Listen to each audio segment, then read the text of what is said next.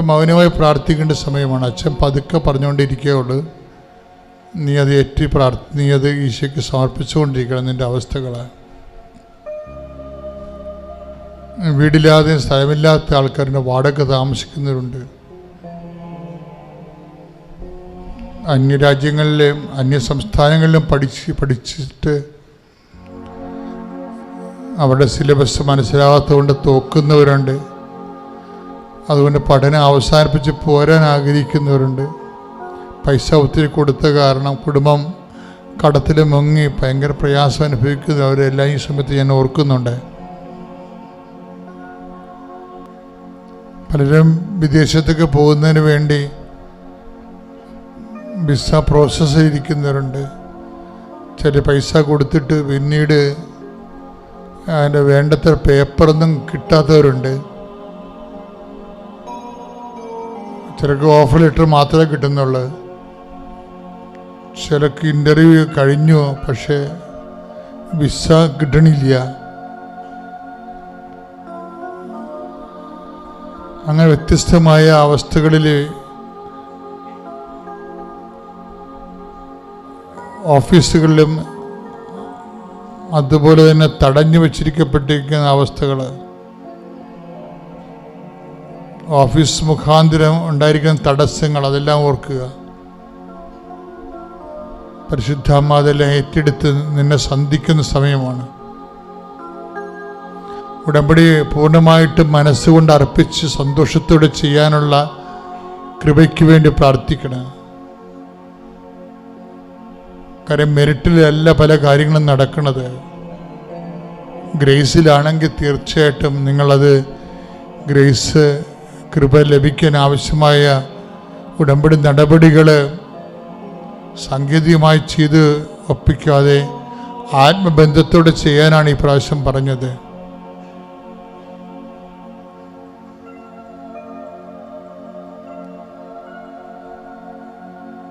ചിലർക്ക് ഉടമ്പടി ചെയ്യണത് ഇമ്പോസിഷൻ ചെയ്യണ പോലെയാണ്.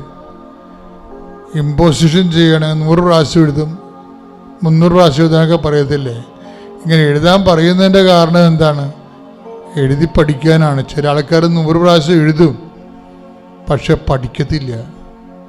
അതാണ് സാങ്കേതികമായിട്ട് ചെയ്യണമെന്ന് പറയണത്. അവരിങ്ങനെ കുത്തിപ്പിടിച്ചിട്ടുണ്ട് എഴുതിക്കൊണ്ടിരിക്കും, പക്ഷെ അത് പഠിക്കത്തില്ല. പക്ഷെ അപ്പോൾ എഴുതാൻ വേണ്ടിയല്ലല്ല, പഠിക്കാൻ വേണ്ടിയല്ല എഴുതാൻ പറഞ്ഞത്. അപ്പം ഇതെല്ലാം ഉടമ്പടി എല്ലാം സാങ്കേതികമായിട്ട് ചെയ്യും ചില ആൾക്കാർ, പക്ഷെ ദൈവമായിട്ട് ബന്ധം ഉണ്ടാകത്തില്ല, ആത്മബന്ധം ഉണ്ടാകത്തില്ല. അപ്പം അതിനെ കറക്റ്റ് ചെയ്യാൻ വേണ്ടി പ്രാർത്ഥിക്കുക. ഇന്ന് വരെ ഉടമ്പടി ഷെയർ ചെയ്യാത്ത ആൾക്കാരുണ്ട്. കാര്യം ഈ ധ്യാനമാണ് ആൾക്കാർക്ക് ഇവിടെ കിട്ടേണ്ടത്. ജനം മുഴുവൻ കേൾക്കേണ്ടതും കൂടേണ്ടതും ഈ ഉടമ്പടി ധ്യാനമാണ്. ഉടമ്പടിയെക്കുറിച്ച് വേറെ ഒരിടത്തും ലോകത്ത് ധ്യാനമില്ല. അപ്പോൾ എല്ലാ ആഴ്ചയിലും ഉടമ്പടി ധ്യാനം കൂരിട്ട് അത് ഷെയർ ചെയ്യണം. അത് ദൈവത്തിനെ അറിയിക്കാൻ വേണ്ടിയുള്ള നടപടിയാണത്. അത് ചെയ്യാത്ത ആൾക്കാരുണ്ട്. അതുകൊണ്ടാണ് ഞങ്ങൾ 65 വയസ്സുള്ള ആൾക്കാരെ കൊണ്ട് ഇടിപ്പിക്കത്തില്ലെന്ന് പറഞ്ഞതിൻ്റെ കാര്യം ഇതാണ്. കാര്യം അവരതൊന്നും ചെയ്യത്തില്ല, ഞങ്ങൾക്കറിയാം. അതുകൊണ്ടാണ്. കാര്യം ഉടമ്പടി നിങ്ങൾ നൊവേനല്ലോ, എല്ലാം ചെയ്യത്തല്ലേ. അപ്പം അതുകൊണ്ട് അത് ചെയ്യാൻ ചിലർ ചെയ്യുവേ. ചിലർ അവർ പറയും എനിക്ക് വിദ്യാഭ്യാസമുണ്ട്, ഞങ്ങൾക്ക് 60 വയസ്സ് 65 ഉണ്ട്, പക്ഷേ ഞാൻ ഇതെല്ലാം ചെയ്യണതാണെന്ന് പറയും. അപ്പം നമുക്ക് ഉറപ്പുണ്ടെങ്കിൽ ചെയ്യിക്കും. ചിലർക്ക് അറിയത്തില്ല, ആകാശഭൂമി അറിയാൻ പറ്റാതെ അങ്ങോട്ട് കിടന്ന് നടക്കണ കാണാം ഇവിടെ വന്ന്. അങ്ങനെയല്ല, ഇത് വളരെ സീരിയസ് ആണ്. കഴിഞ്ഞ എത്രയോ വർഷങ്ങൾ ദൈവത്തോട് സീരിയസ് ആയിട്ട് നിന്നിട്ടല്ലേ കർത്താവ് അമ്മ മാതാവ് ജീവനോടെ പ്രത്യക്ഷപ്പെടുകയും പിന്നീട് അത് ഏറ്റുപറഞ്ഞപ്പോൾ നമുക്ക് ഉടമ്പടി പ്രാർത്ഥന തരികയും ചെയ്ത്. അപ്പം ആ ഒരു നിപ്പുണ്ട് ദൈവത്തിൻ്റെ തിരുസ്ഥിതി ഒക്കുക. ഇപ്പം എങ്ങനെയെങ്കിലും എനിക്ക് അച്ഛനായിട്ട് ജീവിക്കാം, ഒരു പ്രശ്നവുമില്ല.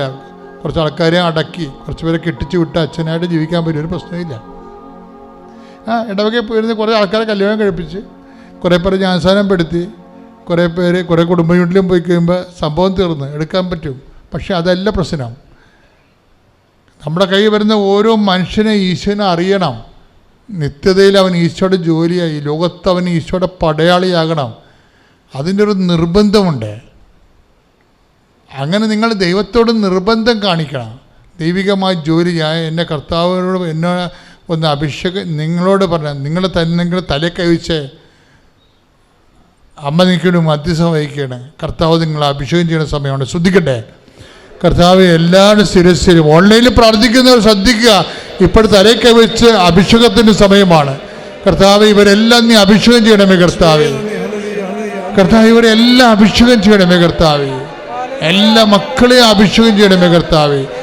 അങ്ങയ്ക്ക് വേണ്ടി ജീവിക്കുവാൻ, മറ്റുള്ളവരെ അങ്ങയെ ജീവിപ്പിക്കുവാൻ, സുവിശേഷത്തിന് വലിയ സാക്ഷി സമൂഹം ഉണ്ടാകാൻ പിതാവിൻ്റെയും പുത്രൻ്റെയും പരിശുദ്ധ നാമത്തിൽ അമ്മമാതാവിൻ്റെ മധ്യസ്ഥത്തിൽ ഞാൻ നിങ്ങളെ ആശീർവദിക്കുന്നു. ശ്രദ്ധിക്കട്ടെ.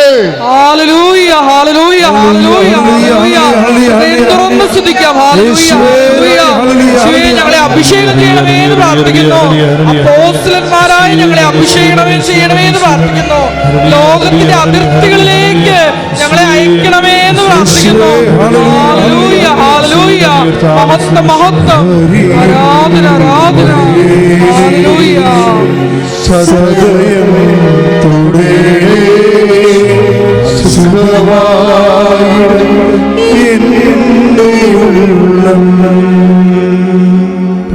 നിങ്ങൾ സന്തോഷമെടുത്ത് തന്നെ നിൽക്കുക മക്കളെ. അച്ഛൻ പ്രാർത്ഥിക്കുന്ന സമയമാണ്. വല്ലാത്ത വിഷമം അനുഭവിക്കുന്നവർ എൻ്റെ മനസ്സ് പറയുന്നുണ്ട്, നിങ്ങളിപ്പോൾ അനുഗ്രഹിക്കും ദൈവം.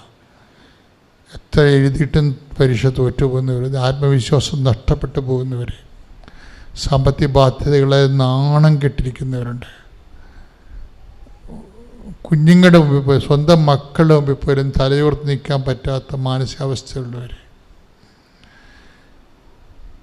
അങ്ങനെയുള്ളവരെല്ലാം അമ്മയെ കണ്ണീരോടെ അമ്മയ്ക്ക് ഏൽപ്പിക്കുന്നു. അവരെല്ലാം സന്തോഷത്തോടെ വന്നിവിടെ സാക്ഷ്യം പറയാൻ.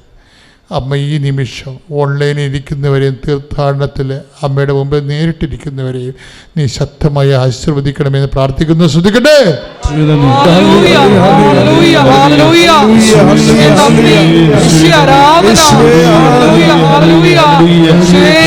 ഞങ്ങളുടെ സങ്കടങ്ങൾ നോക്കി കാണുന്ന അവിടുത്തെ സ്നേഹത്തിൽ ഞങ്ങൾ നന്ദി പറയുന്നു. എല്ലാവരെയും സാക്ഷികളായി ഏർപ്പെടണമേ എന്ന് പ്രാർത്ഥിക്കുന്നു. ഇനിയും കുറേ പേരുണ്ട്. ദൈവം നേരിട്ട് ഇറങ്ങി വന്നാലേ ഈ വിഷയത്തിനൊരു സമാധാനമുള്ളൂ. ഞാനൊരു വഴിയും കാണുന്നില്ല മരിക്കുകയല്ലാതെ. അങ്ങനെ എന്നോട് പറയുന്ന ആൾക്കാരുണ്ട്, ഞാനൊരു വഴിയും കാണുന്നില്ല മരിക്കുകയല്ലാതെ. അങ്ങനെയുള്ള ആൾക്കാർ ഇപ്പോൾ ഓർക്കുന്ന ജീവനോടെ പരിശുദ്ധ കുർബാന ജ്വലിച്ചു നിൽക്കുന്ന സമയങ്ങളിൽ ഞാനാകുന്നു വഴിയും സത്യവും ജീവനുമെന്ന് പറയുക മാത്രമല്ല, 10,000 ഓരോ ദിവസവും അടയാളപ്പെടുത്തി കൊടുക്കുന്ന കർത്താവിൻ്റെ തിരുസന്നിധിയിൽ നിന്റെ ജീവിതത്തിന് പരിഹാരമുണ്ട് മകനെ. ശ്രദ്ധിക്കട്ടെ.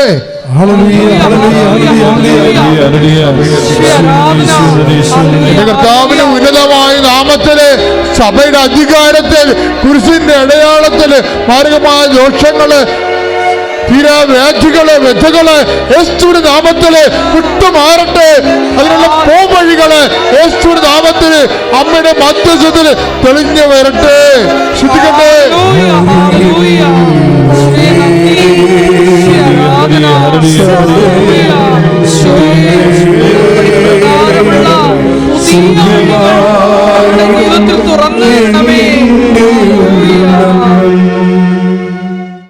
മൗനമായി ഒരിക്കൽ കൂടി എന്തെങ്കിലും കാര്യം അച്ഛൻ വിട്ടുപോയിട്ടുണ്ടെങ്കിൽ നിങ്ങളുടെ ജീവിതാവശ്യങ്ങൾ ഇപ്പോൾ മൗനമായി പരിശുദ്ധ അമ്മയുടെ മുമ്പിൽ സമർപ്പിക്കുക.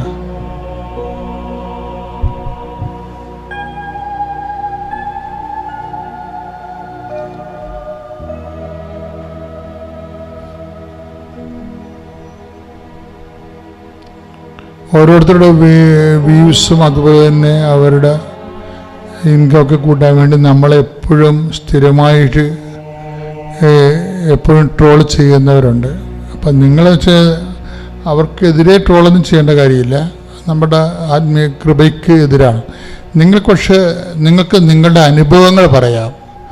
കാര്യം അതിൻ്റെ ഇടയിൽ സുവിശേഷ വേല ചെയ്യാൻ വേണ്ടിയുള്ള ഒരു സാക്ഷ്യ ശുശ്രൂഷയാണ്.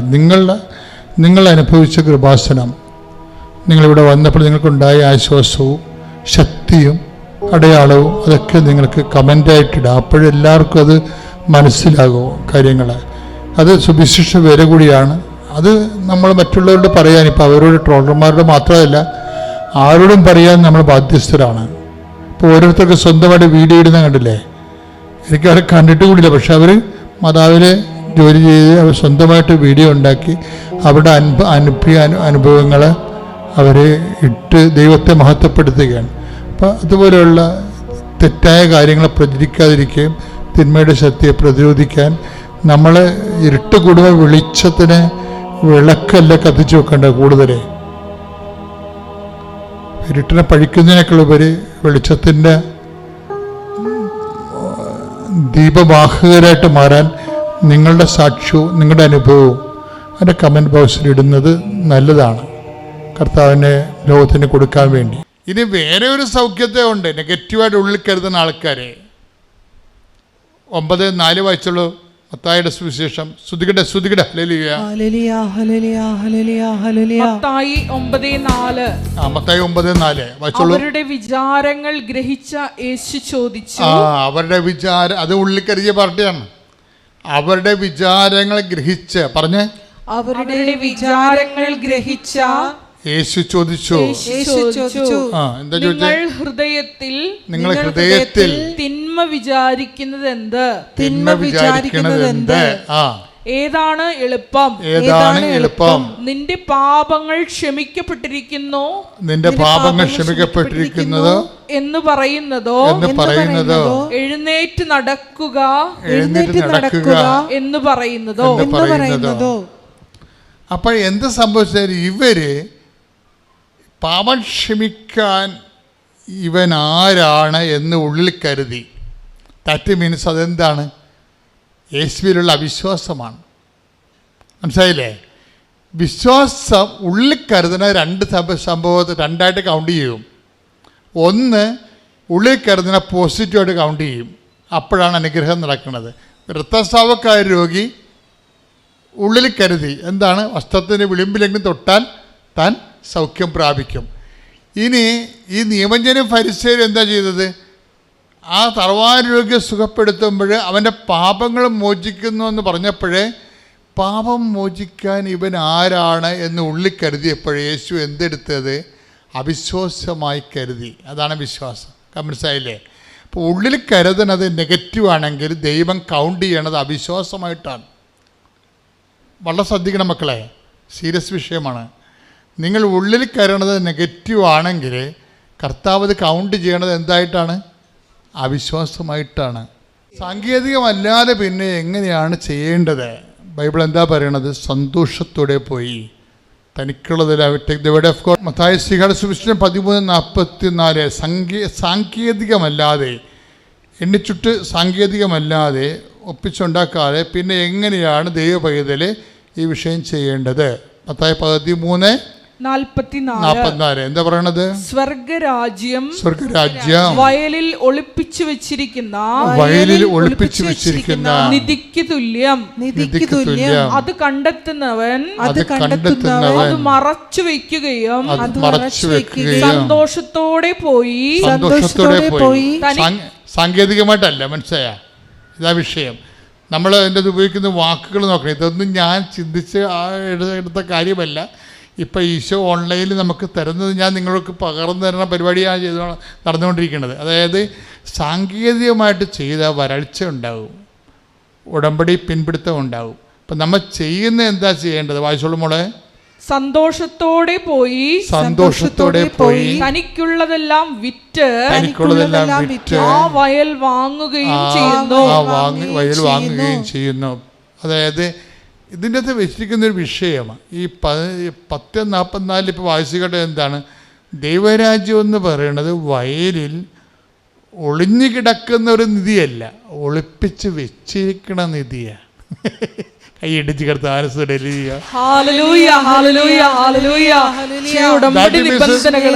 നിന്റെ നിധികളെല്ലാം ദൈവം മനഃപൂർവ്വം ഒളിപ്പിച്ച് വെച്ചിരിക്കുകയാണ്. മനസ്സിലായില്ലേ? ഇത് നീ കണ്ടെത്താൻ സന്തോഷത്തോടെയാണ് പോയി. നിന്റെ സമയം, നിന്റെ അഭിമാനം, ഇങ്ങനെ കുറേ സാധനം വിൽക്കാനുണ്ടല്ലോ. ഉടമ്പടിയല്ല, വർക്കൗട്ട് ചെയ്യത്തില്ല. നമ്മുടെ ഇപ്പം ആൾക്കാർ വിചാരിക്കുക, അയ്യോ ഞാൻ ഡോക്ടറാണല്ല, MD ആണല്ല, ഞാനെങ്ങനെ പത്രം കൊടുക്കണത് എന്ന് പറയുമ്പോൾ നമുക്ക് സ്റ്റാറ്റസ് ഉണ്ട്. ഈ സ്റ്റാറ്റസ് നമ്മൾ ഡീപ്രമോട്ട് ചെയ്യാതെയും കൊടുക്കാതെയും നമുക്ക് ഈ വയലിൽ ഒളിപ്പിച്ച് വെച്ച നിധി എടുക്കാൻ പറ്റത്തില്ല. എൻ്റെ പോകത്തെ നമുക്ക് സ്റ്റാറ്റസ് എന്ന് പറയുന്നത് ശരിക്കും അത് കച്ചവടം ചെയ്യാൻ പറ്റുന്നവർക്കാണെങ്കിൽ ഭയങ്കരമായൊരു അനുഗ്രഹമാണ് സ്റ്റാറ്റസ്. കാര്യം ഈ കൃപയും അനുഗ്രഹവും തമ്മിൽ വരുമ്പോൾ ഈ കൃപ ലഭിക്കുന്നത് സ്റ്റാറ്റസ് പ്രൊമോഷനാണ്. സെല്ലൗട്ട് ചെയ്യാൻ നമ്മുടെ എന്തെങ്കിലും സെല്ലൗട്ട് ചെയ്യാനുണ്ടാകണം. സെല്ലൗട്ട് ചെയ്യാതെ എന്തെങ്കിലും കൊടുക്കാൻ നമുക്ക് അത് കൊടുക്കുന്നതിലൂടെ നമുക്ക് നഷ്ടമായിരിക്കണം ഉണ്ടാകേണ്ടത്, ലാഭം ഉണ്ടാകാൻ പാടില്ല. പ്രഥമ ദൃഷ്ടിയ നഷ്ടം ഉണ്ടാകുന്നത് കൊടുക്കാൻ പറ്റിയ എന്തെങ്കിലും നമ്മുടെ കയ്യിൽ ഉണ്ടാകണമെങ്കിൽ അത് ഒന്നാമത്തെ സ്റ്റാറ്റസ് തന്നെ ഇരിക്കും, നമ്മുടെ സ്റ്റാറ്റസില്ലേ. അപ്പോൾ പലപ്പോഴും എന്താ പ്രശ്നം വെച്ച് കഴിഞ്ഞാൽ ഞാൻ ചിലർ ഇപ്പോൾ ഉടമ്പടി എല്ലാ ദിവസവും ഇവിടെ രോഗികൾക്കൊഴിച്ച് ബാക്കി ആരോടും കാരുണ്യമില്ലല്ലോ. ഉടമ്പടി കാരുണ്യം കാണിക്കത്തില്ല.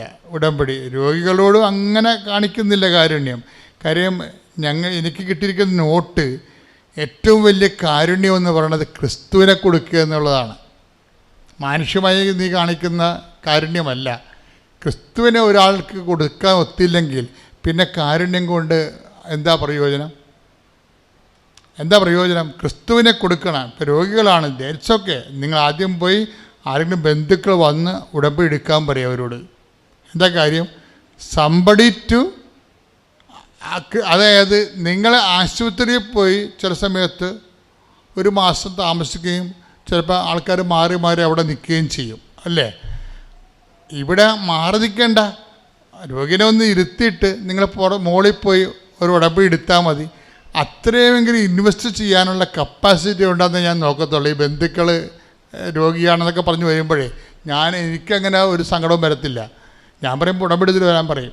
എന്ന് വെച്ചാൽ ഞാൻ എന്താ ഉദ്ദേശിക്കുന്നത് വെച്ച് കഴിഞ്ഞാൽ ഇവർ ഒരു സൂപ്പർ സ്പെഷ്യാലിറ്റി ആശുപത്രിയിൽ പോയിട്ട് വേണമെങ്കിൽ ആ രോഗിയുടെ കൂടെ ഒരു ദിവസം നിൽക്കും. അവർക്ക് 1 മണിക്കൂർ കൂടെ നിൽക്കാൻ പറ്റത്തില്ല. ദാറ്റ് മീൻസ് അതിൻ്റെ 4% വിശ്വാസം അവർക്ക് ഉടമ്പടിയിലില്ല. അപ്പോൾ പിന്നെ വേണമെങ്കിൽ എന്താ ചെയ്യണത്? ഒക്കട്ടെന്ന് വിചാരിച്ചുകൊണ്ട് അതാണ് അവരുടെ മെൻറ്റാലിറ്റി. ആ മെൻറ്റാലിറ്റി അംഗീകരിക്കത്തില്ല. എന്താ കാര്യം? അംഗീകരിച്ചിട്ട് കാര്യമില്ല. അതായത് നമ്മൾ സീരിയസ് ആയിട്ട് നമ്മൾ ക്രിസ്തുവിനെ വിശ്വസിക്കുമ്പോൾ സത്യസന്ധമായിട്ടാണ് വിശ്വസിക്കണത്. ആ സത്യസന്ധമായിട്ട് വിശ്വസിക്കണമെങ്കിൽ ക്രിസ്തുവിനും അത് മനസ്സിലാകണം. അതിനെന്ത് ചെയ്യണം? അളിഞ്ഞ മോന്തമായിട്ട് പ്രവർത്തനം ചെയ്യാൻ പറ്റത്തില്ല, സന്തോഷത്തോടെ ചെയ്യേണ്ടി വരും. മനസ്സിലായില്ലേ? നിങ്ങളെ ക്രിസ്തുവിനെയാണ് വിഷയം ചെയ്യണമെങ്കിൽ, അതായത് എന്തുകൊണ്ടാണ് അമ്മ ഇവിടെ പ്രത്യക്ഷപ്പെട്ടത് നിങ്ങൾക്ക് മനസ്സിലായില്ലേ? ഇപ്പോൾ എന്താണ് സംഭവിച്ചിരിക്കണമെന്ന്? ഇതാണ് നിലപാട്. സ്റ്റാൻ സ്വാമി ആയാലും ശരി ചിലപ്പോൾ വിമർശിച്ചെന്ന് വരും. നിലപാടാണ്. കാര്യം എന്നോട് തന്നെയുള്ള വിമർശനമാണ് ഞാൻ പുറത്ത് കൊടുക്കുന്നത്. എന്ന് വെച്ച് കഴിഞ്ഞാൽ എന്ത് സംഭവിച്ചു കഴിഞ്ഞാൽ പാപങ്ങളിൽ നിന്നൊരാളെ മോചിക്കാതെ വേറെ എന്ത് സാമൂഹ്യ പ്രവർത്തനം ചെയ്തിട്ടും അത് ക്രിസ്ത്യൻ പ്രവർത്തനമല്ല, സെക്കൻഡ് ഗ്രേഡാണ്. സെക്കൻഡ് ഗ്രേഡ് പ്രവർത്തനങ്ങളാണിതെല്ലാം, ഫസ്റ്റ് ഗ്രേഡല്ല. പറഞ്ഞു വരുന്ന ഇതാണ് ഇപ്പം അവൻ പറയണ പോലെ ചെയ്യുമ്പോഴും ചെയ്യണ കാര്യം സന്തോഷത്തോടെ ആകണമെന്നുണ്ടെങ്കിൽ എന്നാ സംഭവിച്ചത്? ദൈവത്തിന് പ്രാധാന്യം കിട്ടണം. അവിടെ ഉടമ്പടി വിഷയം നടക്കാനാണ് നിങ്ങൾ പ്രാധാന്യം കൊടുക്കുന്നത്. അവിടെയാണ് വിഷയം വേണ്ടത്. ഉടമ്പടി നിങ്ങൾ വെച്ചിരിക്കുന്ന വിഷയങ്ങൾ നടക്കാനാണ് നിങ്ങൾ പ്രാധാന്യം കൊടുത്ത് ഈ പ്രവർത്തനമൊക്കെ ചെയ്യണത്. വിഷയത്തിന് പ്രാധാന്യം കൊടുക്കണമെന്നല്ല, പക്ഷേ ഒന്നാമത്തെ സ്ഥാനം എന്ത് ചെയ്യണം? ദൈവത്തോടുള്ള സ്നേഹമായിരിക്കണം. അല്ലെങ്കിൽ ഇത്രയും ലാഗ് ചെയ്യേണ്ട കാര്യമില്ലേ? എനിക്ക് നിങ്ങളോടെല്ലാം വ്യക്തിപരമായിട്ട് പിടിച്ചത് പറയണമെന്ന് ആഗ്രഹമുണ്ട്, പക്ഷെ നമുക്ക് സമയമില്ല. ആളിൻ്റെ ആധിക്യം അത്രയുമാണല്ലോ. അപ്പം അതുകൊണ്ടാണ് ഇങ്ങനെ ഈ സോഷ്യൽ കൗൺസിലിംഗ് നടത്തുന്നത്. എന്താ സംഭവിച്ചു കഴിഞ്ഞാൽ നമ്മൾ ചെയ്യുന്ന കാര്യങ്ങൾ ദൈവസ്നേഹത്തോടെ ചെയ്യണം. നിങ്ങൾ തന്നെ ഉള്ളിൽ തോന്നും, കർത്താവേ ഞാൻ ചെയ്യണം ദൈവസ്നേഹത്തോടെയാണ്. ദൈവസ്നേഹത്തോടെ ആണെങ്കിൽ കാര്യം ദൈവസ്നേഹം ഇല്ലാതെ മാനുഷികമായ സ്നേഹത്താൽ ചെയ്യാൻ പറ്റാത്ത കാര്യങ്ങളാണ് സുവിശേഷത്തിൻ്റെ പ്രമേയങ്ങൾ. എൻ്റെ മക്കൾക്ക് മനസ്സിലായ അച്ഛൻ പറയണത്? മാനുഷികമായി നിങ്ങൾക്ക് സ്നേഹമുണ്ടല്ലോ. ഏത് ജാതിക്കാർക്കും സ്നേഹം ഉണ്ടാവും അല്ലേ? മനുഷ്യന്മാർക്ക് സ്നേഹം ഉണ്ടാവും. മനുഷ്യനേക്കാൾ സ്നേഹമല്ലേ പട്ടികൾ. എൻ്റെ അമ്മു, നമ്മൾ യൂട്യൂബിലെ കാണത്തില്ലേ എന്ത് സ്നേഹമാണ് നിങ്ങൾക്ക്. യജമാൻ അകലിൽ നിന്ന് വരുമ്പോൾ തന്നെ കയറി നിൽക്കണ കാണാം മോഡിൽ. ആ സമയമാകുമ്പോൾ കാത്തു നിൽക്കണ കാണാം. ഞെട്ടിപ്പോയി. നമ്മൾ പുറത്തു പോകാൻ പറ്റത്തില്ല. അത് കാരണം 2ാം നിലയിൽ പോയി അകലേക്ക് നോക്കി നിൽക്കുകയാണ്. വഴിയിലിട്ട് 5:40 അപ്പോൾ നായ്ക്കുട്ടികൾ പോലും എന്തോ ഒരു സ്നേഹമാണ് കാണിക്കണത്. ഇങ്ങനെയുള്ള സ്നേഹം മനുഷ്യർക്കും അതിനേക്കാൾ കൂടുതലുണ്ട്. പക്ഷേ ഇതിലൊന്നും സുവിശേഷം വർക്കൗട്ട് ചെയ്യത്തില്ല. മാനുഷികമായ സ്നേഹത്തെ വർക്കൗട്ട് ചെയ്യത്തില്ല. കാര്യം സുവിശേഷം ലക്ഷ്യം വെച്ചിരിക്കുന്നത് കൃപയാണ്. കൃപ ഫിസിക്കൽ ഫേവേഴ്സ് അല്ല, പവർ ഓഫ് ഗോഡാണ്. അത് ക്രിസ്തുവിൻ്റെ പീഡാനുഭവങ്ങളിലൂടെ ദൈവം കാണിച്ച പ്രസാദപരത്തിനാണ് കൃപയെന്ന് പറയണത്. അതാണ് ഞാൻ തിരഞ്ഞെടുത്ത എൻ്റെ ദാസൻ, എൻ്റെ ആത്മാവ് പ്രസാദിച്ച എൻ്റെ പ്രിയപ്പെട്ടവൻ എന്നൊക്കെ 12:18 മത്തായിയുടെ സുവിശേഷത്തിൽ നമ്മൾ വായിക്കണത്. പക്ഷേ എന്താ പ്രശ്നം വെച്ച് കഴിഞ്ഞാൽ, ഈ കൃപയെ ആർജിക്കണമെങ്കിൽ എന്ത് ചെയ്യണം? സാധാരണ മനുഷ്യ സ്നേഹത്തിൻ്റെ മനുഷ്യന്മാർ കാണിക്കുന്ന സ്കെയിലില്ലേ, ആ സ്നേഹത്തിന് അതിലംഘിക്കണം. എപ്പോഴും ഈശോ അതിലംഘിക്കണം എന്ന് പറഞ്ഞതിൻ്റെ കാരണം എന്താ? ഇപ്പം നിങ്ങളോട് 1 മൈൽ 5:42 അല്ലെ മത്തായി സുവിശേഷം എന്താ പറയണത്? 1 മൈൽ നിങ്ങളോട് കൂടെ പോകാൻ നിർബന്ധിക്കുന്നതിൻ്റെ കൂടെ 2 മൈൽ പോവുക. നിങ്ങളുടെ ഉടുപ്പ് കരസ്ഥമാക്കാൻ ചണ്ട കൂടുന്നവന് മേലെങ്കിൽ കൊടുക്കുക. ദാറ്റ് മീൻസ് മാനുഷികമായ സ്നേഹത്തെ ഇത് വർക്കൗട്ട് ചെയ്യത്തില്ല. ദൈവികമായി അല്ല. ഈ സത്യദൈവത്തെ കണ്ടുപിടിക്കാനുള്ളൊരു മാർഗം അതാണ്. എന്ന് വെച്ചാൽ നമുക്ക് താങ്ങാൻ പറ്റാത്ത കാര്യം, സ്വാഭാവികമല്ലാത്ത കാര്യങ്ങൾ പറഞ്ഞുകൊണ്ടിരിക്കും. അസ്വാഭാവികമായ കാര്യങ്ങൾ നമുക്ക് താങ്ങാനാവാത്തത്. അപ്പം ലക്ഷ്യം മാനുഷികമായ അല്ല അത് ചെയ്യേണ്ടതെന്ന് മനസ്സിലായില്ലേ? കൃപയിലാണ് ചെയ്യേണ്ടത്. ദൈവമാണ് എൻ്റെ ലക്ഷ്യം. കൈയിടിച്ച് കർത്താവിനെ സ്തുതിക്കുക.